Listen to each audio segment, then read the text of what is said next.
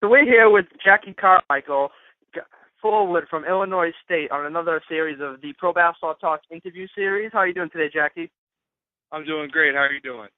Doing great. It's crummy weather up in the Northeast, but we'll survive. Yeah.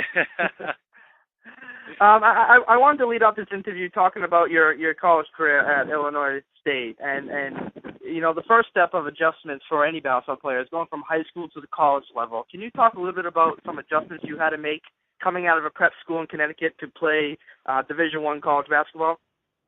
I would say just the speed. I would say the speed and the physicality. I think that I had a somewhat good dose of that in prep school, and I feel like that's why I took that prep school year. But I felt at the same time that it was still somewhat of an adjustment, and that was probably the main two things that I really noticed once I got to the collegiate level. Absolutely. Just you playing with bigger, stronger guys, and you're not the best player on the floor like you usually are in high school, and you come to the college, and everybody's the best from their high school.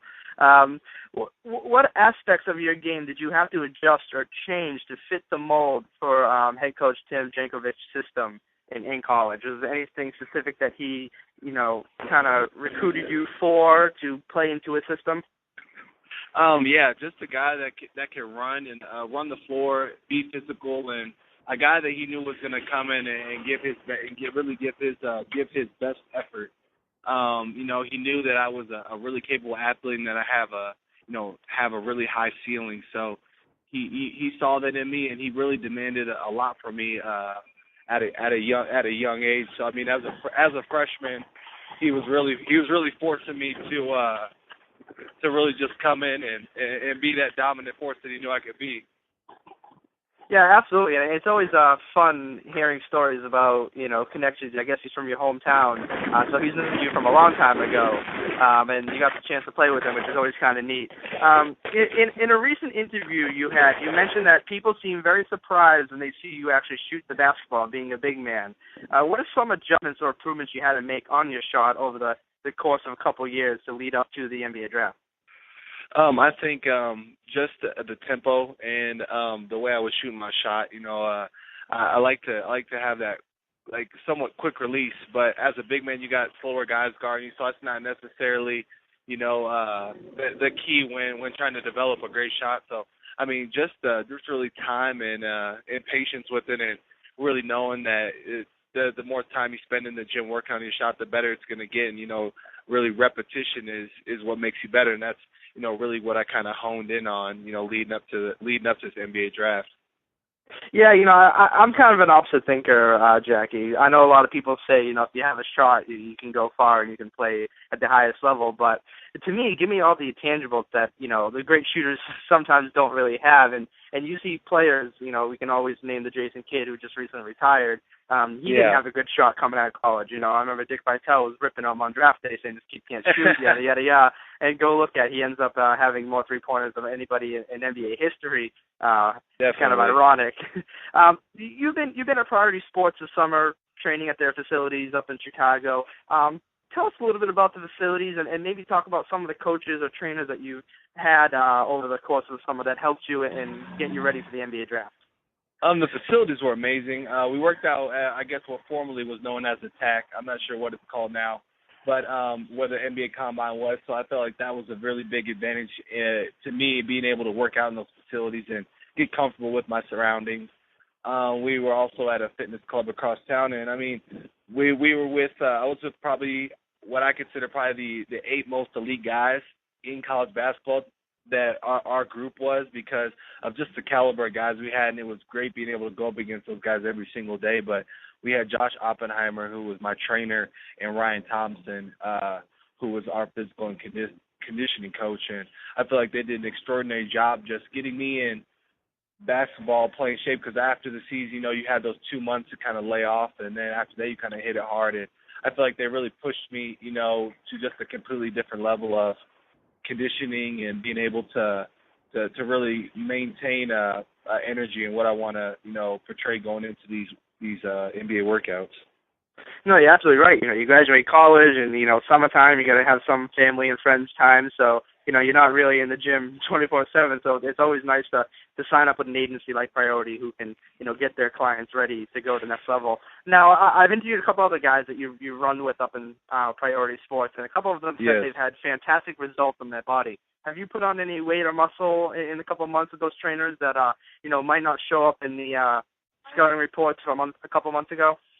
I put on a crazy amount of muscle. I felt like when I was up there. At one point, like before I started actually traveling stuff, my highest I weighed was 249, and so they really helped me, get me in that physical shape where, I'm a low post banger and a really physical guy. So they put muscle on my shoulders, and they were able to really get these dramatic changes out of me, which I didn't really think was. No, I felt like I had a really good result, from all of that. So I felt like I really had some positive results from working with those guys and some extraordinary changes I didn't think were possible. Absolutely. You attended the NBA Draft Combine, correct, up in Chicago? Yes, sir. Okay, yeah, because it's a pretty small group of people that get to go. I believe only 60 prospects get to go to this combine. Can you talk a little bit about the structure of the event from a player's perspective, and if you took anything away, whether it's meeting with team personnel or other players, or what did you take away from the NBA Draft Combine? I just took away that it was a great experience. I took away a lot of information. Just took away being able to kind of see what the NBA scouts want. I mean, that's when every NBA scout is in the building. Somebody who has interest in you is watching you at all times. So, I mean, it's just being able to be up on your P's and Q's and, everything that you've trained for up to that point, you get to showcase that in front of them. So, I mean, I just felt like I really took away a lot of knowledge and stuff, even if I don't get to play in the NBA. Stuff that I can use to further my basketball career, wherever that may be. So I feel like I was just actually gained a lot more educational-wise, everything from the rookie transition program to the mini stuff that we had, to stuff that was on court, being able to work with the NBA coaches. Absolutely. Now, the draft is about 9 days away on June 27th in Brooklyn. Now, it's been interesting because I go to draft, at least for the past 4 or 5 years I've been there. And it's interesting that some people go and some people don't go. Even high draft picks might not show up because, it's almost a crapshoot on where GMs are going to take people, especially with the game becoming a more global game. There's a lot of foreigners in the draft these days, and they're not going to fly. Not going to fly to Brooklyn for a draft if you might not be drafted. I've seen some players walk out of there not drafted, and I've seen some players walk out of there traded 4 times before the night's over. My question is, are you planning on attending the draft? And if so, anything to look forward to? I will. As of right now, I will not be attending. I will be in Manhattan, so hopefully celebrating with my family. But we'll be sitting there watching the draft and and hoping for the best. But that's really my only plan. To kind of see where I wind up. But as of right now, I won't be in New York. I won't be at the Barclays Center. As long as you have a family or friend close by with a cell phone not to record your reaction, that's all we care about. Those are the most exciting parts these days. Yeah. Definitely.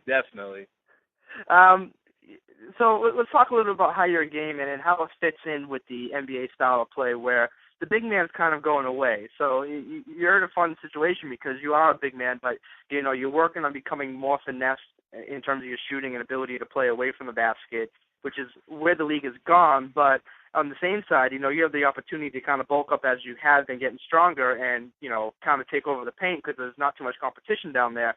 Tell me how you think your game kind of fits in with the mold of the NBA big man today. I think that, I think I'm one of the new age, I think I'm one of the kind of, if this makes sense, the new age, old school big man. I think that, people really see me as a 4 and obviously not a 3. But I think with my physicality, but also my ability to finesse at times and switch back and forth between those, I think that I'm the poster child for what the NBA is kind of looking for.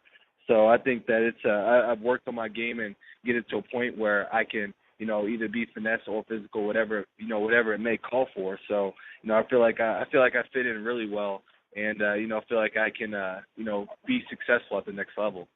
Absolutely. Just be thankful you're not a point guard, because that's one of the hardest positions to get in the league these days. I mean, I'm sure you debate with your friends, who the top 15 point guards in the NBA, and I'm sure everybody has a different list. But the big men, big men always seem to find their way onto a roster some way or another. And one of the ways that most people get onto a roster, especially the past few years, is through the NBA D League and going to the Summer League. And have you done any research on the NBA Summer League in Vegas or Orlando? And if so, what are you expecting when you attend one of those camps this upcoming summer? I was there last summer. I didn't get to see any games, but I'm pretty familiar with it just from watching it on TV and stuff. And I mean, it's just a time for young players and players who want to get established in the league. That gives them a time to shine. So I mean, I think as a rookie, I think me going in there and other players, you really have to go in there wanting to learn and really wanting to prove yourself. You can't be nervous or scared. You have to go in there and just really, take it one game at a time, because you're there to learn and you're there to get acclimated before you go into training camp. So I think you just have to take complete full advantage of it and really go from there. Yeah, absolutely. I think what the summer leagues do is tremendous. It's gotten better every year, and the stars of teams are now showing up. I remember in 2008. The big three in Boston ended up going out to camp and spending time with the rookies and the young guys, and they kind of had that team atmosphere. And you're seeing more and more big names showing up to Vegas or Orlando to support their young players. And I'm sure you have your connections. Every buddy in the basketball world has connections in the pro level, college level, all around. But I just find it nice that, some big guys or veterans take the young players under their wings and, show up to these events, which they really don't have to. But it's nice. And I wanted to ask you a quick question on the new format for the Vegas Summer League, if you end up out there. Does playing in a tournament style or playing for a prize make it more interesting to players? Is it a positive in your eyes? Definitely. I think if you're a competitor, and at the end of the day you want to win, I think that's going to do nothing but drive you anymore, because at the end of the day you can be able to say we won Las Vegas 2013 Summer League, and then no one can take that away from you. So I think that's a great idea to build camaraderie among teammates per se, even though you may not play with every single person who was on that team, but it kind of gives it more of a team feel, and you're working towards a goal. So I really think that pushes competition, and I think that's going to do nothing but help the Las Vegas Summer League grow. I agree 100% there. Anything to get the games more competitive. Now we're going to go through some fun questions, because in today's society with technology, we get an inside look at NBA players, and I always debate the old versus new, because if technology was around during Bird and Magic days and Jordan eras, people wouldn't think Larry Bird or Michael Jordan were such nice guys. But but this is where we are today. Everybody has their Instagram and Twitters and Facebooks, and everyone puts their opinions out there. So this segment, I kind of like to get to know the player as a person, because you're more than just a basketball player. You are a human being, and you do the same things we all do as well. But before we get to that, a couple of NBA playoff questions. Has there been any team or individual player that's impressed you during this postseason run? Tony Parker. I mean, he has just, first of all, he's just been unreal. Like, he's top point guard in my position right now, I think, in the NBA. And I think, any player would love to play with him just because of the type of style he plays. But he just absolutely took it to a completely another level in the playoffs. No, I agree with you. He's moved up to my number one. And I've been on the fence with him from time to time, because, he does get hurt here and there. He does have a couple bad stretches. But when the games matter in the postseason, we see it. And he's been the Spurs' best player the past few years. And I agree with you 100%. He's in the top level, which is funny, because, when you think of a point guard, you think of a pass-first kind of point guard, which is not Tony's style. But, the way he's able to create spacing on the floor, it just makes it so much easier for his shooters. It's crazy. It's absolutely crazy. So you're kind of on you have a lucky balance here, because we're in Game 6 with the Spurs a 3-2 lead. I've asked everyone else this question. What was your prediction for the NBA Finals to begin with? Has it changed, and who do you have winning tonight? It hasn't changed on who I thought it was going to be. I was definitely going with the Miami Heat. Still sticking with them, and I think they'll pull off Game 6 in Miami tonight. Absolutely. Well, they have to if for your prediction to be correct. Yeah, exactly. Yeah, exactly. They're in a tough spot. Yeah, I mean, no teams lost after that game, so if that pace continues, it's going to be Heat and then Spurs. But I have a hard time thinking the Spurs will win Game 7 on the road. I'm with you. If Miami wins 6, they win 7. But obviously, if they don't win tonight, that's the story for this season. Now, it's over with. Yep. Onto a couple of fun questions here. Do you have a favorite musical artist or group?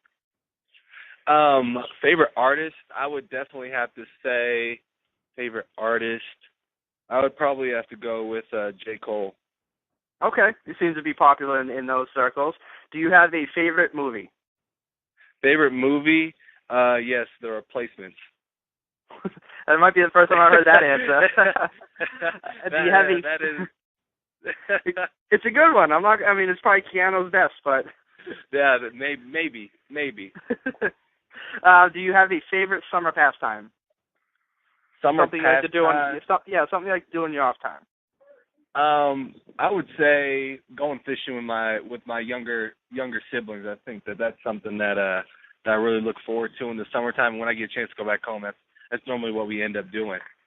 Yeah, there's not too many good fishing spots over here in Massachusetts. You got the big ocean, but that's about it. We don't have the lakes and ponds that the middle of the country seems to have. Yeah. Do you have a hobby that most people might not know about you? A hobby that most people.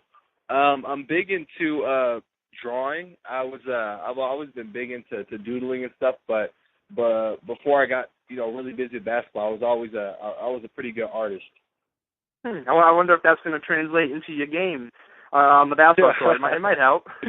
It might. I hope so. Did you have a favorite NBA team growing up? Favorite NBA team growing up? I definitely loved watching who was it? Obviously Jordan when he was with the Bulls.